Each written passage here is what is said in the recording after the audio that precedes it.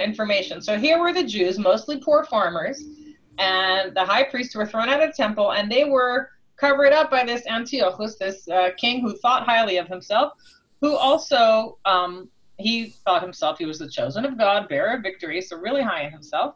And this is when he ruled. He chose the name Epiphanes, and most people called him the madman because they didn't think he was such a great king after all. What did he do to the Jewish people? What started the whole revolt of Jewish farmers and the Maccabees against the Greeks? They said, you can't do a couple of things. Just any background? What are you familiar with in that story? Well, you couldn't study Torah. You couldn't circumcise. You could. I guess that worship was pretty much restricted, and I guess Greek, according to what they told us in Hebrew school, which may be a little oversimplified, but a Greek practice was encouraged.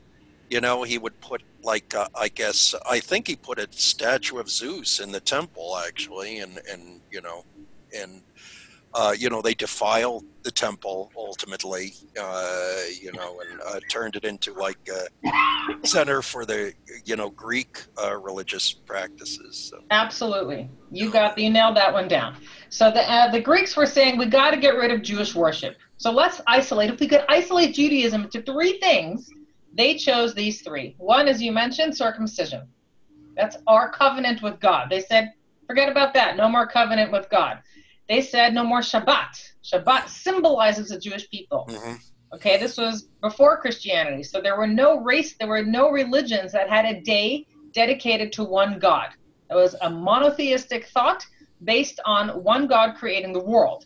They were pagan gods based on many gods creating different elements of the world. So Shabbat went totally against paganism. So they said, that's it, getting rid of Shabbat. And as you mentioned, they figured out pretty easily that Torah study, Torah learning kept our Jewish faith together. So they said, fine, we'll outlaw Torah study. And as you can, well, this isn't actually an authentic picture of them, but they did burn Torahs and they did forbid Jewish study of Torah. You know the dreidel story? That supposedly, if a group of Jews were together surreptitiously studying Torah, if they saw a Greek soldier, they could pretend that they were gambling, just playing like a game with dreidel and, Right. So that story, I've grown up my whole life hearing that story, but at some point, I don't know if someone pointed it out to me or I realized that, dreidel is a Yiddish word, and that's Yiddish right. Certainly was not around at the times of the Maccabees. Except Sivivon is Hebrew. Sivivon is Hebrew, yes. But again, we're not sure when that entered. So that's one of those Magen David, Star of David stories, which is fact, which is legend. Sometimes it gets mixed up in our history, which is also interesting to look at stones that speak, to look at the actual story. So these things we know from the book of the Maccabees and the Chotemet, the symbol of the menorah, we know. The dreidel, we don't know.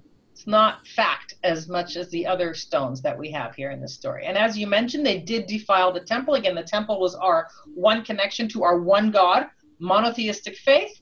They said none of that. It's now pagan, and they put pigs and they put pagan gods in the temple.